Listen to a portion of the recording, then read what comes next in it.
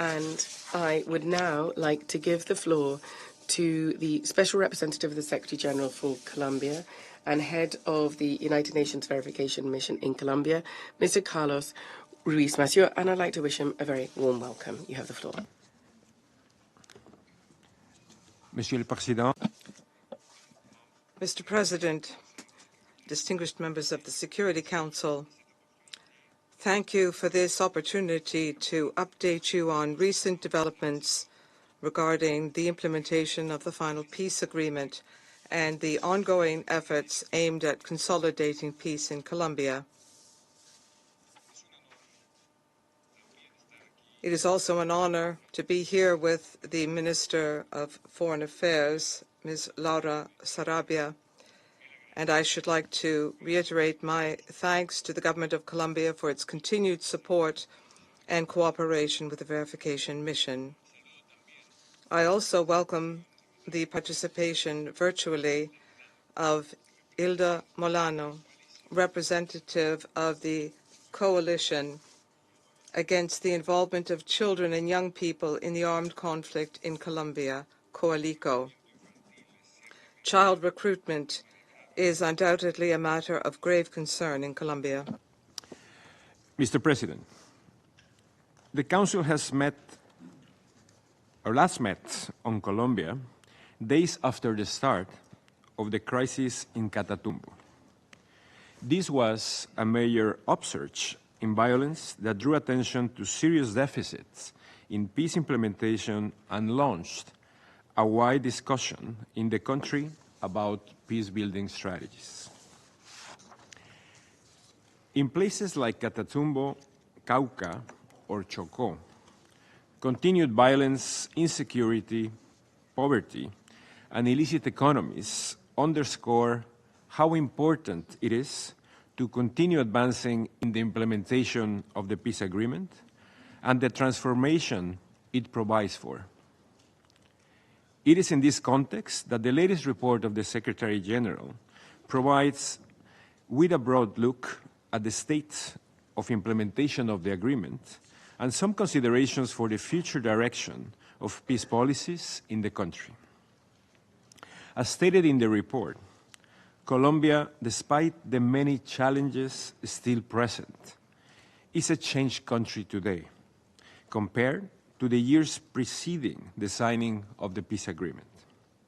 The agreement brought to an end the largest insurgency in the country, which spanned decades.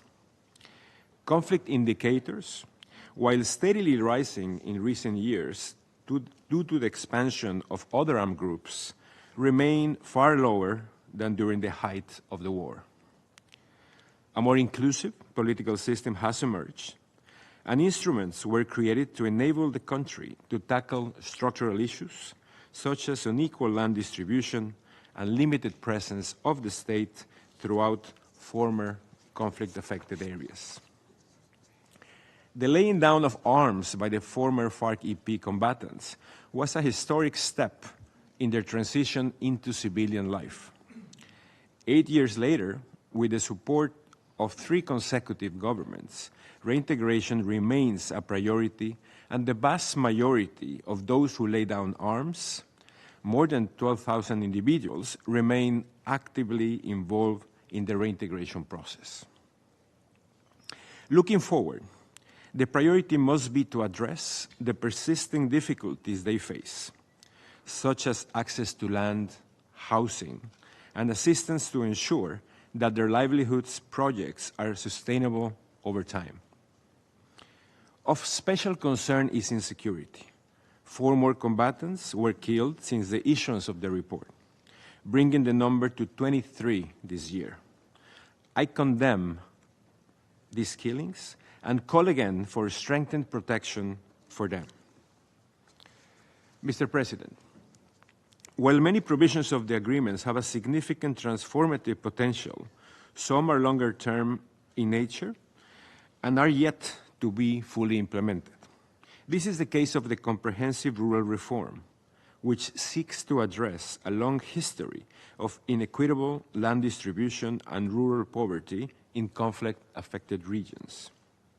Despite the prioritization of the issue by the current government and the progress made to date in land adjudication and formalization, the overall implementation of the reform continues to fall short of the goals outlined in the agreement itself. Illicit economies are intertwined with conflict in Colombia. Solving this problem is necessary for peace to be consolidated. The provisions of the agreement on the problem of illicit drugs have the potential to contribute to these solutions. Yet, the success of instruments such as voluntary crop substitution has been limited, including due to a lack of follow-through by the state with development assistance promised to peasants who voluntarily eradicated coca. It is noteworthy that a revived crop substitution program is part now of the government response to the crisis in Catatumbo, along with the delivery of community projects established under the peace agreement as development programs with a territorial focus, or PEDETs. Mr. President, members of the Council, the peace agreement created an innovative transitional justice system prioritizing truth, restorative justice, and reconciliation. One of its main pillars, the Special Jurisdiction for Peace, launched 7 years ago, has a critical role to play in facilitating the transition from conflict to peace. It has made historic advances in its indictments of perpetrators of the most serious crimes during the conflict. Thousands of victims have participated in its public hearings, where perpetrators have acknowledged full responsibility. Today, the expectations are mounting on the part of victims and Colombian society as a whole for the issuance of its first sentences. In this regard, I welcome the measures announced earlier this year by the jurisdiction to optimize investigations and expedite the issuance of restorative sentences. I trust that the government will step up its preparations to ensure that the conditions under which the sentences will be carried out are firmly in place. As mandated by the Council, the verification mission stands ready to monitor the compliance with the restorative sentences. Señor Presidente. Mr. President, distinguished members of the Security Council, following the laying down of arms by the former FARC-EP, areas of the country that were under their influence enjoyed a period of hope during which their inhabitants were able to experience some of the peace dividends, such as early improvement in the security situation, the arrival of investment in the territory, and new economic activities such as tourism in previously completely inaccessible areas. Unfortunately, in some of these areas, the situation has progressively deteriorated with the arrival of armed actors, new or existing, taking advantage of the limited presence of the state and seeking control of illicit economies. The communities in these territories suffer the impacts of actions by these groups and the consequences of living in disputed areas: displacement, confinement, murders of social leaders and former combatants, and the increase in the recruitment of children are serious and unacceptable. To address these situations, Colombia often falls into the false dichotomy between peace policies or security policies. In current circumstances, it is clear that bringing well-being to these territories requires complementarity between the two. The security guarantee provisions of the agreement are essential to ensure prevention and protection against violence. The public policy to dismantle illegal armed groups and criminal organizations is just beginning to be implemented after its late adoption in May 2024. The mission will continue to support the development of pilot projects for this policy carried out by the government in the territories. I also call for the implementation in the territories of the National Action Plan on the Security Council Resolution on Women, Peace and Security, as well as the provisions of the ethnic chapter in the agreement.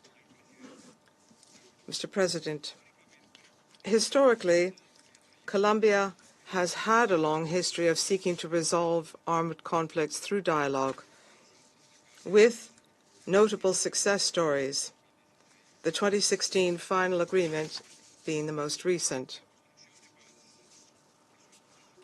Peace building is a complex, long-term, and non-linear process. The report praises the decision to seek peace through dialogue while acknowledging that the results of ongoing initiatives have been limited to date. Looking ahead, it will be essential to prioritize dialogue processes with actors who demonstrate a genuine will for peace and who can achieve tangible results to benefit communities. Respect for international humanitarian law is an absolute obligation for all. A genuine will for peace is not demonstrated by recruiting minors and murdering leaders. A genuine will for peace is not demonstrated by extorting communities. A genuine will for peace is not demonstrated if people are deprived of freedom. Mr. President, we trust that during the remainder of its term, the government will continue to work in a spirit of cooperation with the other signatory party to the agreement, and that it will achieve the goals of accelerating the implementation of the agreement that were presented to this Council. I'm convinced that if the agreement had been implemented more thoroughly in the past 8 years, we would not have situations today like those experienced in Catatumbo or Cauca. We still have time to use the agreement as a valid and necessary instrument to overcome these situations and prevent the repetition of cycles of conflict in Colombia. Distinguished members of the Council, despite progress and setbacks, I must acknowledge Colombia's resilience and persistence in its search for peace through negotiated solutions. The international community has always responded with continued support. Indeed, in recent days, as the world is mourning the loss of Pope Francis, it is worthwhile recalling that peace in Colombia was always in his prayers. Mr. President,